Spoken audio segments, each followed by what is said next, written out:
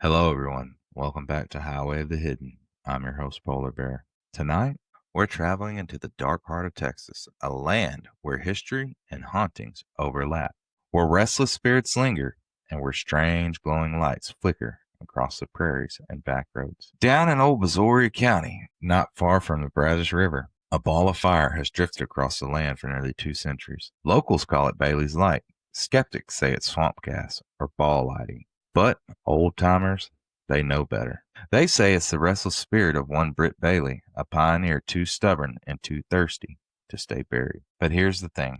Brit Bailey's light isn't the only ghostly glow in Texas. Across the state, from the deserts of Marfa to the thickets of East Texas, phantom lights have appeared for generations, baffling science and stirring fear. So buckle up, my friends. Tonight, we're chasing the glow of Texas ghost lights, starting with the wild life and restless death of Brit Bailey.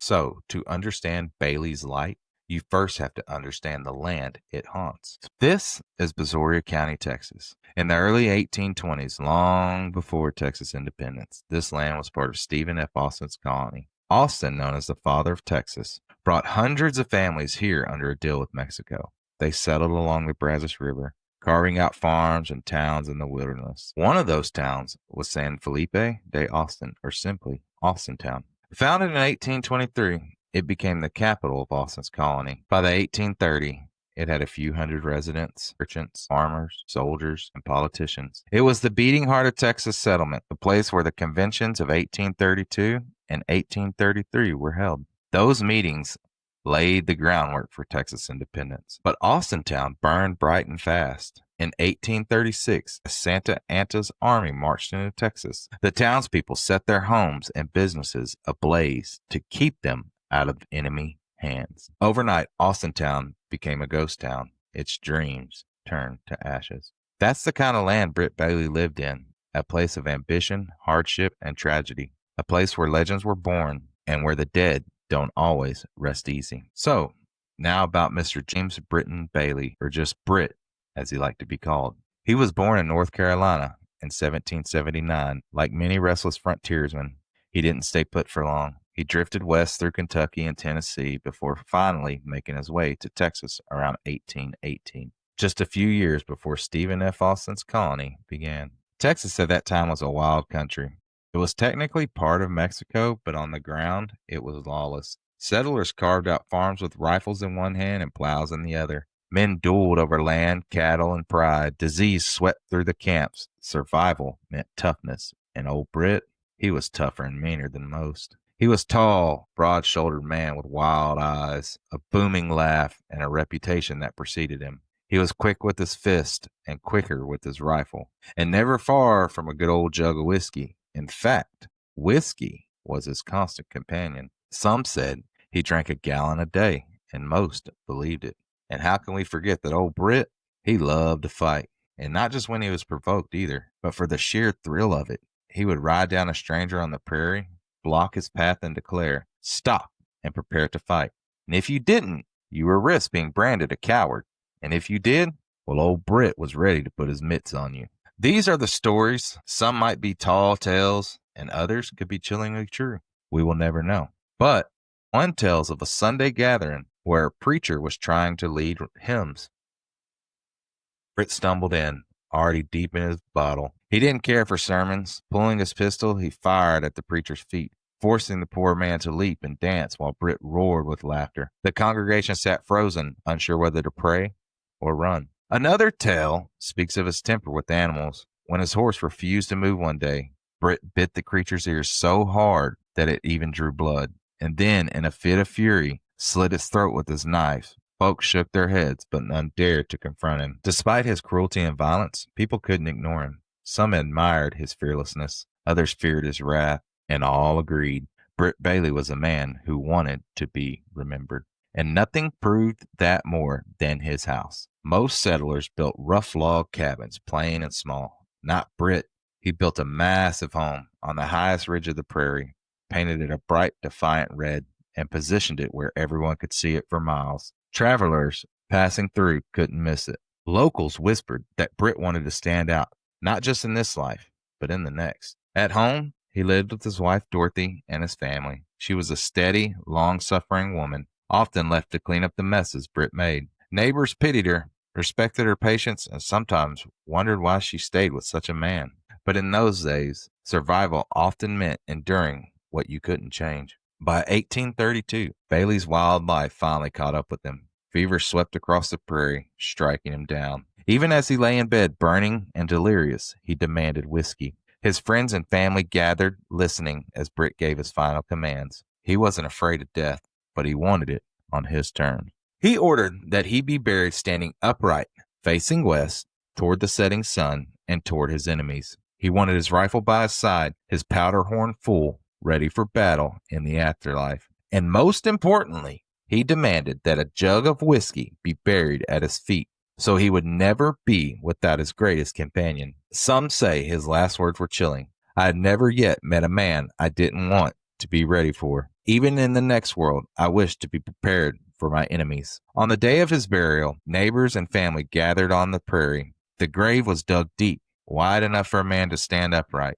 Brit's body was lowered in, his rifle placed by his side. His powdered horn was tucked close. His widow Dorothy oversaw it all with weary eyes. But then, when it came time for the whiskey, something went wrong. As one of the slaves went to put it in the grave, his wife, in disgust, tossed the jug to the side, and she said, "He's had enough in this world, and he won't need it in the next." And as the earth was shoveled in, the red house on the ridge loomed in the distance, and Brit Bailey was gone.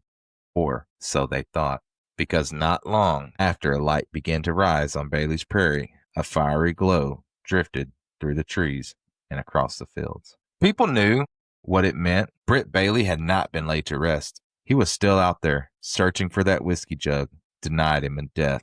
And some of the hauntings that Brit Bailey has done had been recorded. And it didn't take long after Brit Bailey's burial for the stories to really start rolling in. On the wide open prairie, people started to see a light, orange and red, like a ball of fire, rising from the earth and drifting silently through the night. It didn't flicker like a campfire. It didn't flash like lightning.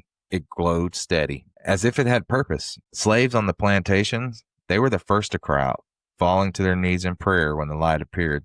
They whispered that it was old Brit, angry and restless. Their dogs cowered, howling into the night, sometimes running in circles as if something unseen passed through them. Horses reared in terror, refusing to go down certain paths if the light floated ahead. Neighbors began to report more direct encounters. In 1836, a young woman swore she woke to see Brit Bailey himself standing in her bedroom. She heard boots strike the floor, though his feet never touched it. His shadow stretched across the wall, larger than life. She said she felt his icy fingers brush her arms, searching for something, maybe the jug of whiskey. He was denied. She screamed, and the figure vanished, leaving only the faint smell of smoke in the air. Another tale says that Brit's light would sometimes appear near his great red house on the ridge. Travelers passing by at night would see the windows glowing, as if a lantern burning inside. Though the house had long been empty, one farmer claimed he saw the light float out of the house, down the hill, and straight into the swamp, bobbing like a lantern carried by invisible hands. Some said Brit's spirit roamed the prairie, calling out in a gravelly voice, though no words could be understood. Others claimed they heard laughter, harsh, booming, unmistakably Brit's, echoing across the field when no one else was there. And then there were the lights themselves. In the late 1800s, hunters chasing game across the prairie followed by a light, thinking it was another man's lantern. But the closer they got, the further it drifted, until it winked out, leaving them lost and surrounded by the darkness. In 1939, two men out late in a rainstorm saw the ball of fire rise from the prairie grass, drift silently into the treetops, then vanish as if swallowed by the clouds. In 1936, locals described the light as a basketball-sized ball of fire, bright yellow with a reddish glow around the edges. They swore it moved with intent, darting from tree to tree.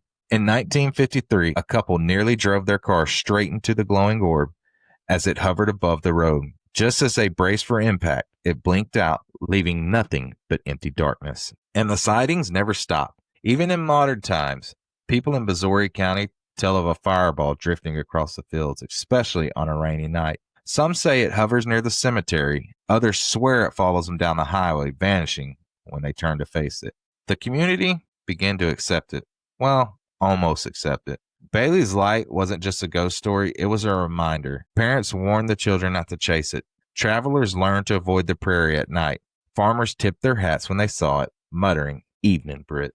And the theories? Some say the light is Brit carrying a lantern, doomed to wander until he finds the whiskey jug denied him in death. Others say it's his spirit itself burning with anger and thirst. A few whispered that it isn't Brit at all, but something darker, something summoned by the violence he caused in life, using his name as a mask. But no matter what people believe, one thing has always been certain: it refuses to fade.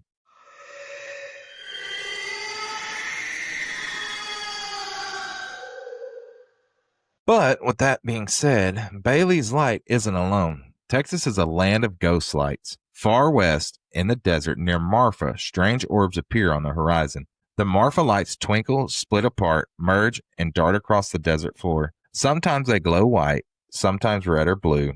They've been seen since the 1800s. Scientists suggest mirages, headlights, or atmospheric reflections, but no one has solved them. And locals, they say the lights are spirits guiding or misleading lost souls. To the east, deep in the pine forest near Saratoga, lies Bragg Road. Along this lonely dirt track, a pale light appears, sometimes like a glowing lantern, sometimes a floating orb. They call it Ghost Road Light. Legends say it ties to the railroad workers who were once labored there. Some say it's a brakeman, lantern in hand, forever searching for his missing head. And there are similar tales scattered across Texas. Flickering swamp lights, will-o'-the-wisp, luring travels into dangers, flames dancing where no fire should be. Wherever Texas has spilled sweat, blood, and dreams, ghost lights seem to follow. So, what are these lights? Scientists say swamp gas, or ball lighting, or headlights, and maybe sometimes that's true. But here's the thing. Why do these lights so often appear in places tied to tragedy? Why do they act with intent, following travelers, stopping in front of cars, or even entering homes? Maybe they're a natural phenomenon. Maybe they're tricks of the atmosphere. Or maybe there's something else. Maybe they're omens, warnings, or souls who refuse to rest. And in Bailey's case, maybe it really is just one stubborn old pioneer looking for his whiskey. So the next time you're driving through old Brazoria County and you get to that cross section of 288 and 35, go ahead and take that right on 35 and head into Bailey's Prairie. See if you can find old Brit Bailey. Or hell, even if you're driving across the desert near Marfa, or down Bragg Road in the East Texas Pines, keep your eyes open. And if you see a glowing light drifting through the night, don't follow it, don't chase it, because you might not like where it leads. Thanks for riding down the highway with me tonight, everyone. If you have an encounter or a personal experience or know some creepy legends, whether it be cryptid, paranormal, or even conspiracy, and you want to be on the show, shoot me an email. My email address is polarbearhoth@gmail.com. Or you could DM me on TikTok and Instagram, polarbearhoth, or reach out on the Highway of the Hidden Facebook page. Until next time, I'm Polar Bear. Buckle up, keep your eyes on the road, because sometimes the past follows you home.